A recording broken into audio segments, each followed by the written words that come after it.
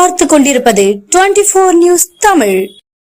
தொட்டபெட்ட சாலையில் அமைந்திருக்கும் வனகணபதி கோவிலில் சுவாமி தரிசனம் செய்த கரடி. சமூக வலைதளங்களில் வைரலாகும் வீடியோ. மலைகளின் அரசு என்று அழைக்கப்படும் நீலகிரி மாவட்டம் சுமார் 55% வனப்பகுதியை கொண்ட மாவட்டமாகும். இந்த வனப்பகுதியில் யானை, புலி, சிறுத்தை, கருஞ்சிறுத்தை, காட்டெருமை, கரடி, மான் உள்ளிட்ட பல்வேறு வனவிலங்குகளின் புகலிடமாக திகழ்ந்து வருகிறது.